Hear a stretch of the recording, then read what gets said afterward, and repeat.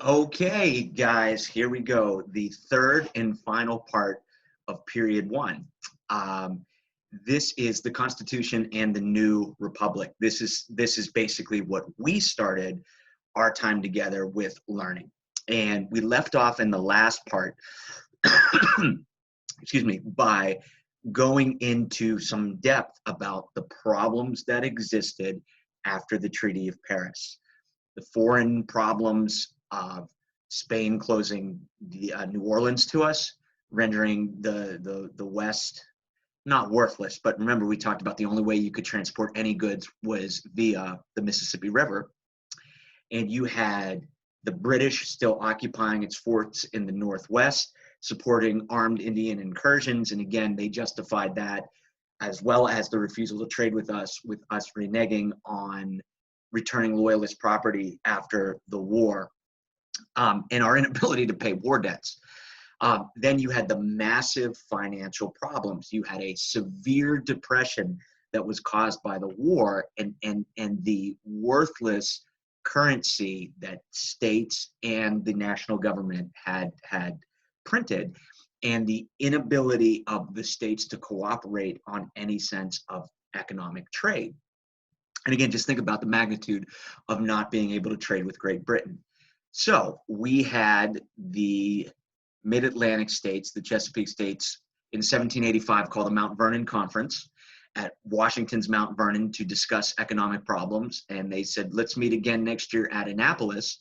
But only about 5 states showed up. But they said, look, let's meet in Philadelphia next year to revise the Articles of Confederation with the Philadelphia Convention of 1787.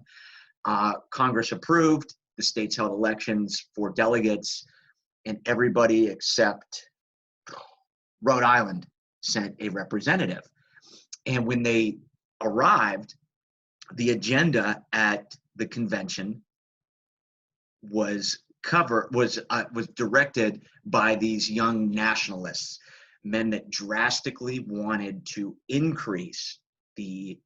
drastically increase the amount of power that the new national government would have to deal with those aforementioned problems and ineffective foreign policy, and just a dumpster fire of an economy, as well as we had talked about that fear, this new form of tyranny, the tyranny of the majority, as was seen in the debtors' revolutions that had been taking place in the States. So I'm not going to get into the weeds with the James Madison stuff. I remember how we talked about that the Virginia plan that Madison had ended up looking nothing like the actual Constitution. So let's keep it to what like you'd be asked on the AP test. All right. So we had a big issue aside from like the whole power of the federal government. Well, let's start off with the easy stuff that you learned in 5th grade U.S. history. The different means of representation. The Virginia plan, in which you had both houses that would be represented by population, and then the New Jersey plan of a unicameral house with proportional representation. Each state would get the same number of representatives. And Roger Sherman's Connecticut Compromise is what gave us our antiquated system we have today, where every state, whether it's Wyoming with 500,000 people or it's California with 30 some million people, get 2 representatives in the Senate, while the House, as you know, is represented by population. Okay. Other things that we had talked about was this idea here of the 3/5 compromise. We talked about just reviewing the idea of slavery in the Constitution. The Constitution codified slavery 3 ways, right? Number 1, it gave apportionment, representation, right, to states that had slaves, where a slave would be counted as 3/5 of a person for the purpose of apportionment, right? So if you had 50,000 slaves in a state, it would be like counting 30,000 people in the census for your representation. The other 2 areas are where we saw they agreed you could not ban the importation of slaves, the slave trade, for another 20 years, right? The importation of slaves from abroad was protected for 20 years. And then we had the Fugitive Slave Clause, which said that a person can't, they never used the word slave, right? If you are in servitude in one state and you escape to another state, you're not free, you have to be returned. We talked about that. And then with the commercial compromise, the commercial powers that the federal government had, regulating commerce and being able to pass tariffs, they could not pass any tariffs on anything that was exported. And that was a big concession to the South. So what we get down to as we are talking about the Constitution is this idea of Federalist and an anti-Federalist. So as the Constitution is written, and it creates this radical shift in American political thought. Remember, we talked about how at this time, everything is viewed through the lens of the revolution, right? A revolution fought in the name of liberty, right? Of being able to participate in the political process. Again, nothing compared to what we talk about today as far as who can participate, right? But for that time, it was a very radical idea, the amount of popular participation in government. And in addition, a protection of individual rights, right? And part of that lens was a big government, right? Without specific restrictions written on it. Remember, the English Constitution is not written. It's just a series of traditions, right? Common law.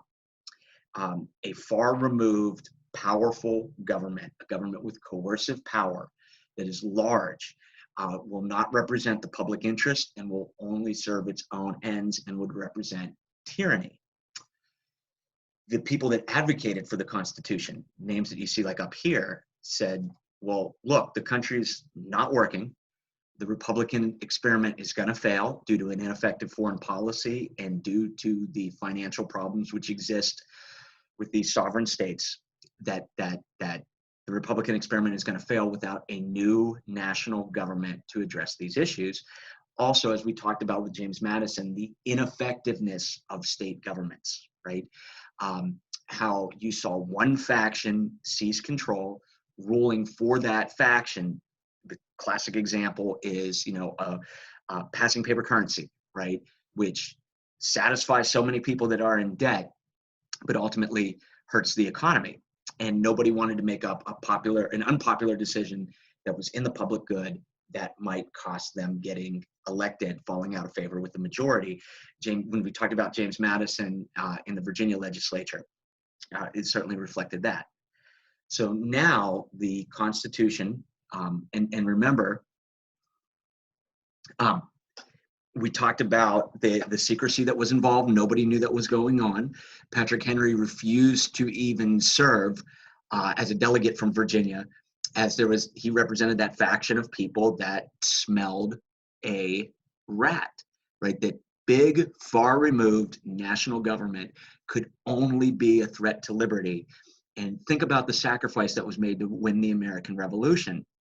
A big government was seen as powerful, or was seen as a tyrannical threat. And when we talked about what was in the Constitution, where first and foremost, the states lose their sovereignty. Yes, it is a federal system, right? That dual sovereignty where states are sovereign in so many different ways. And we talked about that, like education, driving age, things related to alcohol, gambling, right? There are so many issues that are still settled at the state level, but the Supremacy Clause ultimately said that the Constitution is the supreme law of the land, right? And all states would have to abide by anything that was in the Constitution. So even though there is this federal system where state sovereignty exists in this dual sovereignty system of federalism, ultimately, right, in the dual sovereignty system, while the states retain so much sovereignty, the federal government still has sovereignty over them with that Supremacy Clause. And we talked throughout the whole year of how the federal government would come to define its own powers over the states. On top of that, when you look at all of the new powers that this federal government had, right? And the power of Congress to tax was the biggest one, right? Remember one man, give, right? That was the fear that Congress's power to tax would destroy and be used to coerce everything from the states. Not only that, you had an executive, a very strong executive. Remember, in the lens of the revolution, the executive reminds everybody of, that's right, the king, right? Complaints against the corruption of King George III regime was really at the heart of so much of the American Revolution. Think back to common sense. So now you have a president who is not popularly elected, who is elected by members of the Electoral College, and who are not selected by the people. I don't want to get into Jacksonian democracy yet, right? But this is a rather undemocratic means of selecting an executive who serves for 4 years with no term limits, right? And has so much power. We talked about whether it's being the commander in chief, right? All of the different departments that are created to the cabinet post to enforce the law, right? The power to veto laws, the power to pardon, right? And there was a real fear that there was a built-in aristocracy in this Constitution where you had senators elected for 6 years.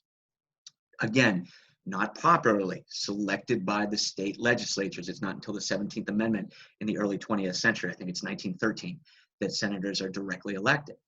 And so there was this fear of built-in aristocracy. Only the lower house, which served the 2-year terms, would be directly elected by the people. And so when you look at all of the coercive power that the government has, the vague powers, right? Remember necessary and proper clause, which ends Article 1, Section 8, right? Where like, okay, now you have a government that has the power to tax, the supremacy clause, the power to coerce states to comply. You have a lot of undemocratic elements in it with the Senate and with the president, and almost limitless authority granted to the legislature by by the elastic clause. And so there are a lot of people, the anti-federalists, that are going to rally against defeating the Constitution, because as the Constitution is written and signed in September of '87, we talked about this as the greatest political discourse, debate. Remember, we are a very literate country, as states had to elect members to ratifying conventions to decide whether or not to accept this new Constitution. Because remember, the mandate for the Philadelphia meeting was to revise the Articles of Confederation. So we have a showdown now in the winter of '87-'88 between the Federalists and the Anti-Federalists. And I guess I've already enumerated all of the positions of the Anti-Federalists, right? In talking about what a radical departure this system of government was from the Articles of Confederation with these sovereign states. The Federalists defend the Constitution, right? Hamilton, Madison, Jay, and the Federalist Papers, by talking about a number of things, right? Most importantly, they talk about the idea that a large republic will work because no one faction could become the majority. The saving multiplicity of factions, you would prevent that majoritarian tyranny. This system would, of course, be based, the Federalists would say, on a system of checks and balances, right? Where each branch of government had ways of checking the other. And I don't want to sound like ninth grade civics, right? The president appoints members of their cabinet. The Senate must confirm. The president makes treaties, the Senate must ratify, right? The president can veto, okay? The judiciary is really hard to understand early. Suffice to say, the Constitution says there will be a Supreme Court. And the Judiciary Act of 1789 creates the Supreme Court really without defining its powers. We'll talk about judicial review in Marbury versus Madison in a different time. And it also creates the federal court system, the circuit courts, the district courts and the circuit courts of appeal, okay? So anyways, back to the Federalist arguments, the saving multiplicity of factions, the system of checks and balances, and the idea that this is still popular sovereignty. People are still electing people that would then, in effect, elect other people, right? And the anti-federalists just continued to hammer home the idea that there are not enough restrictions on power on this far removed government. Remember, every single state constitution had an explicit Bill of Rights. There's no Bill of Rights. The Federalists eventually capitulated, and that was a selling point to finally have the Constitution ratified.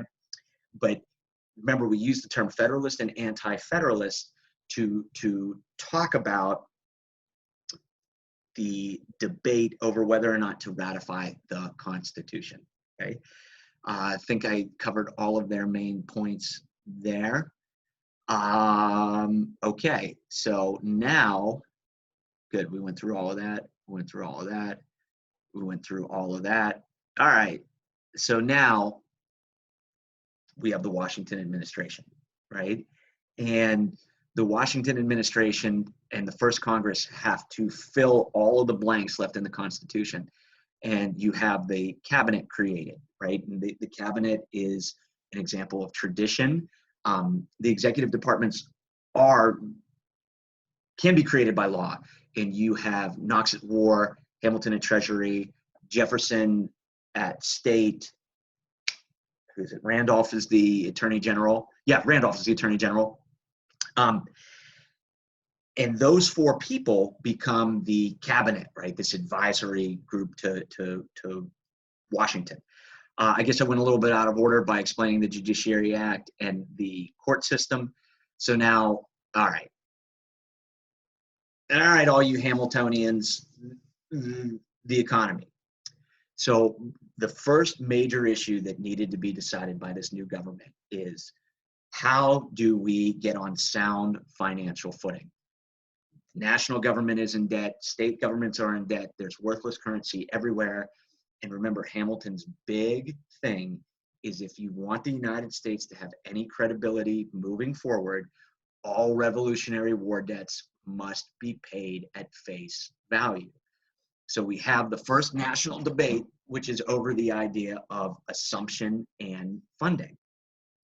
Assumption being all of the various state Revolutionary War debts. Some states had paid off, some states had not. Mostly it was southern states that had paid off, as well as the Continental National War debt. First Continental Congress, Second Continental Congress, excuse me. Right? I know it's not that, but the Articles of Government, excuse me.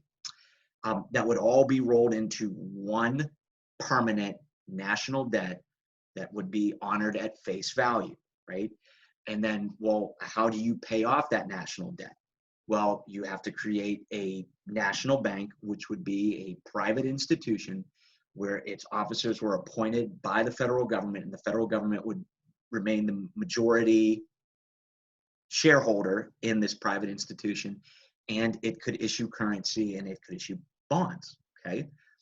All right, so that's Hamilton's plan, is to take all of the state debts, create one permanent national debt, pay it at face value to link the success of this new infant government with wealthy individuals, right?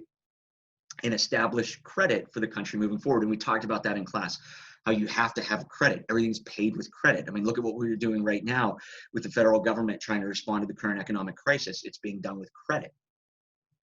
But this stirred up a gigantic hornet's nest, right? One, on the constitutionality of this, as you had individuals like Jefferson, and we'll see Madison, although Jefferson is the leading opponent, saying that, how can you create a national bank? This is not in the Constitution. And Hamilton, of course, defending it with the necessary and proper clause. You also had a lot of people that thought this was very unfair. Revolutionary War debt was concentrated in fewer and fewer hands. Remember in class we talked about how speculators, right, and large institutions would buy up Revolutionary War debt at 10 cents on the dollar, right? And now they were going to be repaid in full. So the war debt would be being paid back to speculators that were not the individuals that made the initial economic sacrifice for the war. And it was also sectional in nature, as it's mostly the Northeast that still owed these national war debts, and that owed these war debts, and the people that were owed debt resided overwhelmingly in the cities in the Northeast. Okay, so how did this go down? Well, we talked about the great concession that was made. One of the unique things of America was how the trade-off was, we'll have a new capital, not in New York, not in Philadelphia, but we'll build a city in the South on the Potomac River in a swamp, and there'll be nothing there but government, i.e. the idea of separating government from moneyed interests, right? It all comes back to that Republican idea of ruling in the public good. So with that, we had the Hamiltonian system of assumption and funding, the creation of the national bank, but there was a problem. Hamilton initially, and you see somewhere down there is Infant Industries. Boom, there we go, right? This stuff here, okay? Hamilton, of course, wanted very high tariffs, right? But again, that benefits certain parts of the country, particularly the Northeast. So we got tariffs, but they were not as high as Hamilton had wanted. And not only does it not satisfy his plan to protect American industries as much as he wanted, but now, he ain't got the do-re-mi for his plan. So what else does he tax? That's right, Westlvanians, whiskey. And this is like the first real constitutional crisis. We had a debate over, the role of the federal government. And remember, we're not going to use the term Federalist and Anti-Federalist anymore. No, that only mattered with the Constitution being ratified. Now we have people that favor a loose construction, a loose interpretation of the Constitution. They are called Federalists. Those that favor a strict construction, i.e. the federal government does exactly what the Constitution says it can do, it doesn't just make stuff up, those people become known as the Democratic Republicans, right? Sometimes referred to as just the Republicans or the National Republicans. And we talked about how these are proto-parties. They're not really like organized like parties are today, but it's the beginning of the two-party system in the United States. It was a debate over the national bank with this. And then when we had the Whiskey Rebellion, right? As you had Western farmers, right, who made whiskey out of surplus material, usually corn, saying, why are we paying this tax that's going to go back east to pay off rich speculators that are owed debt by the national government, right? This is a law that does not benefit, Western Pennsylvania farmers or backcountry farmers, and we don't reap any of the benefits directly. We don't want to pay this. And so, we had a tax like John Neville and Bower Hill, right? You bring out the old tarring and feathering, right? And refusing to pay this tax.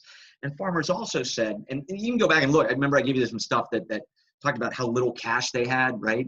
And a lot of times whiskey is used in barter. And when you looked at the tax and the amount of money that they were supposed to pay, it's a massive amount of the actual liquidity, the cash, the payola that they would have had in their pocket. So they resist, right? And attack, revenuers, right? And Washington drops the hammer, right? He federalizes the militia, and what is it, 15,000 are going to march from Eastern PA to Western PA, led by Alexander Hamilton. I know Washington led a little bit himself, right? And the show of force was enough. And remember, Hamilton, wanted to, hang him from a yardarm and crush this, where Washington said, no, it's dispersed, no retribution, right? Jefferson, of course, took up the cause as Western farmers. Jefferson's the hero, and it contributes to the appeal of this new faction, these Democratic Republicans, right? As we talk about political parties. Okay, so that's the internal stuff. Now for the external stuff. The French Revolution messes up everything for us. So the French Revolution, right? What is Bastille Day? July 14th, 1789. Right as Washington is taking office, you have the revolution. And by 1791, the revolution has declared wars on monarchies throughout Europe. And until Napoleon's defeat, think of it as a continual war. And immediately, there's tremendous pressure on this new American government of what's our involvement. You have the Jeffersonian faction, the Democratic Republicans, that want to repay France. One, because it's a Republican revolution and they're fighting a war against monarchy. And remember, everybody still hates England, right? Now I know Hamilton wanted to recreate England and America with the first Bank of the United States being like the Bank of England. But there's no shortage of anti-British sentiment in the colonies because of the great hardships of the American Revolution. So there's anti-English sentiment, and this is a Republican revolution. The French helped us win the war, and we had a piece of paper, right? Treaty we signed with Louis XVI, the Perpetual Military Alliance. Well, Louis is not there anymore, right? And by when did they kill him? 92, 93, right? And Washington declares in 93, we don't have to abide by this treaty. We did not make this treaty with your government. We had made it with Louis. And Washington was being pragmatic, realizing we had no chance whatsoever of surviving as a country if we locked horns with Great Britain again. But that's going to be hard, not only because of the political infighting that takes place with Americans wanting to support France, but then you've got provocateurs like Citizen Genet, right? Remember, Citizen is the revolutionary title that everybody goes by. It's foreign minister, French foreign minister to the United States. And after, Washington tells him to shove it, that we're neutral, he violates all diplomatic protocol and goes directly to the people and encourages privateering on British shipping. And so we have the French government recall him, but rather than go home and be guillotined, he marries an American woman and lives out the rest of his life in upstate New York. Nevertheless, it just shows, again, Americans getting worked up over this. And then the worst thing that happens to Washington, Jay's Treaty. Britain is seizing our ships that are bound for France. They still have not left the American Northwest and are helping the Indians. Now, granted, the American government is able to win the Battle of Fallen Timbers in Northwest Ohio and get the Treaty of Greenville and open up Ohio and much of that old Northwest to American settlement because of the Public Land Act. But Britain is still supporting Indian incursions, right? But the bigger thing is, remember, our only real industry is shipping, right? We talked about that a lot when we were studying the War of 1812, right? Like shipping, was a straw that started the drink. It made the show go. And with shipping to France being cut off, that's a really big deal. So Washington sends Jay secretly, and Jay comes back with a treaty, right? But thing about America is we all agree to the rules in the Constitution, and we got to play by the rules. And Washington, even though he knows that this is a bad deal, it's not a good treaty. There were, a very vague promise to evacuate the Northeast. It was vague terms, right? And zero mention of impressing American sailors or stopping interdiction of trade with France.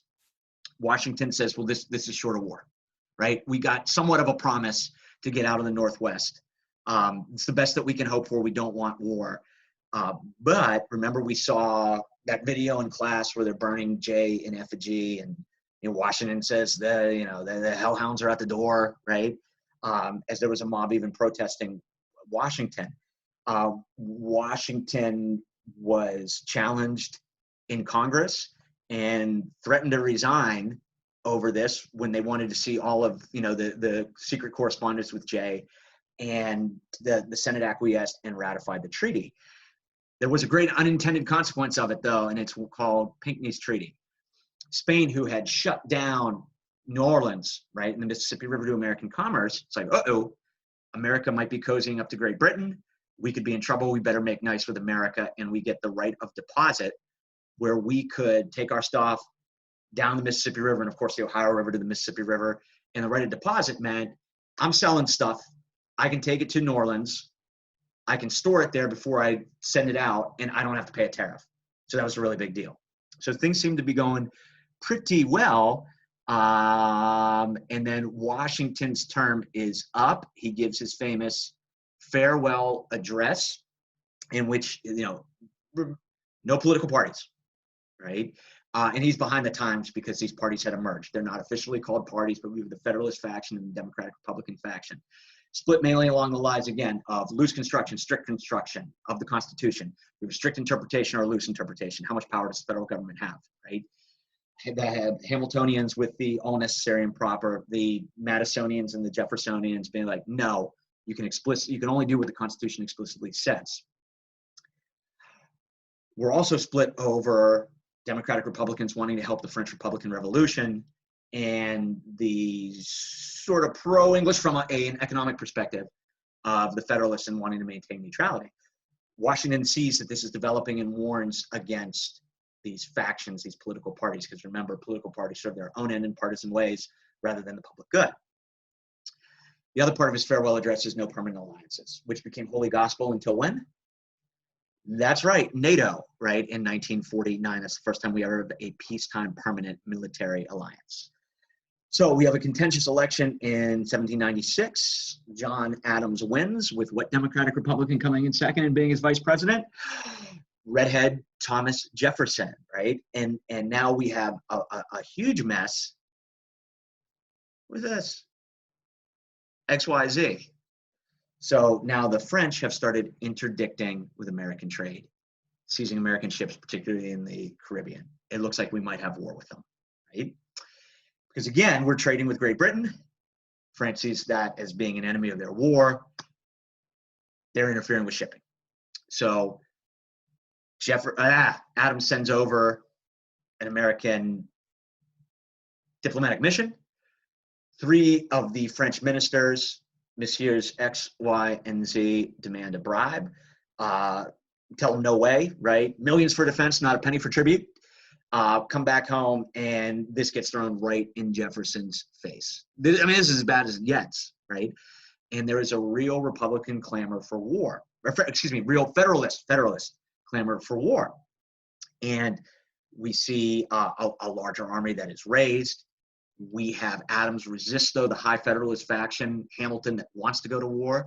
We have the undeclared naval war where we bang it out with French ships down in the Caribbean.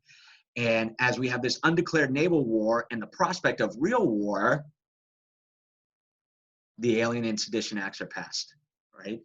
And remember, this is very partisan in nature. The high Federalist faction, the Federalist Party, wrote it. They sort of twisted Adams' arm into it. And the alien part is it lengthened the period to be naturalized to be a citizen. I don't have my notes in front of me. I think it goes from 5 years to 14 years. You can look that up. Because most aliens were voting, Democratic Republican. It also allowed any dangerous alien during this wartime to be deported, right? Which puts anybody in America that was French, possibly, au revoir, getting the boot. Most important part, though, is the Sedition Act, where it made it a crime to print anything that called into disrepute the President of the United States, who was, of course, a Federalist. And remember, we talked about newspapers back then, right? Nobody pretended to be fair and balanced. Like, if you were a Federalist, you read a Federalist newspaper. If you were a Democratic Republican, you read a Democratic Republican newspaper, right? There's no pretense of objectivity. Like, this is an outlet for political ideology. And so, remember, we had 10 Democratic Republican newspaper publishers that got hooked and booked, jailed for the Sedition Act. Now, that is important because of this, right? We have no concept of judicial review yet. Marbury v. Madison is what? 1803, right? You have a very primitive system. Madison and Jefferson write the Virginia and Kentucky Resolves, in which the states declare that they are the determiners of what is constitutional and what is not, and that the states are a compact, that they are a voluntary, they got into this, right? And they can get out of this if the federal government is not playing by the agreed upon rules. When we talk about John C. Calhoun, when we talk about nullification crisis in the 1830s, right? Secession in general, we'll come back to this. This becomes a non-issue because the war ends, right? Peace is made with France in 1800, and it costs Adams the election. His high Federalist, that faction that hated the French and hate the Democratic Republicans, turn against him. it doesn't have all of their support. And the Alien and Sedition Act and the higher taxes to pay for the increased military spending, to prepare the Army, to prepare the Navy, and to fight the undeclared naval war, and then the great civil liberties repression of the Alien and Sedition Act, Adams falls out of favor. And that's where we have, is it on here? Yes. Last thing, guys, the election of 1800, because this is kind of a really, really big deal. All right. The election of 1800 is called the Revolution of 1800. It cements American democracy because power is peacefully transferred from one party to another, even though they're not officially called parties, I know. Remember we talked about just the concept of loyal opposition, right? And how if you are a Democratic Republican, like you really don't believe the opposition is loyal. You see them as running, the Federalists as running roughshod over the Constitution. Case in point, Alien and Sedition Act. And you see them as expanding the powers of the federal government and crushing the liberties that you had won. If you are a Federalist, we want to turn America into this, Democratic Republican, crazy French Revolution style state, right? Where they chop off heads with the terror, where they get rid of Sunday, right? Crazy stuff. And so the Federalists believe that all of the stability and all of the growth that came out of having a strong federal government by the Constitution would be undone if a bunch of crazies turned this country into the radicalism of France. Federalists don't get enough votes. Democratic Republicans tie. Remember, they messed up. Somebody was supposed to withhold one vote for Aaron Burr. And so Aaron Burr, Thomas Jefferson get the same amount of electoral college votes. So who decides it then? House of Representatives. Still controlled by the Federalists. They lose, but they're still in control on their way out. Lame duck, right? And they hold multiple votes. What, 33, I think, right? 30 some votes. And they can't pick. I mean, you pick your poison, right?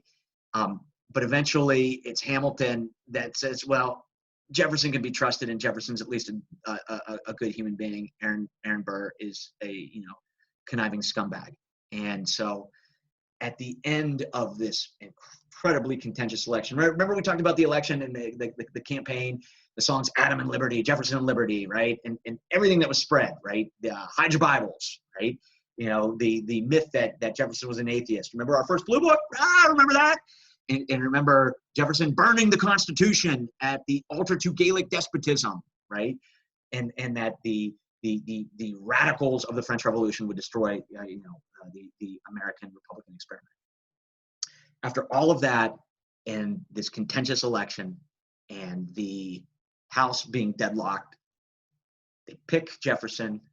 Jefferson and a new party comes into power, and we do not have blood in the streets. The Republican experiment has succeeded. Woo! All right. That's it for period one. I'll see ya. Maybe. What? There we go.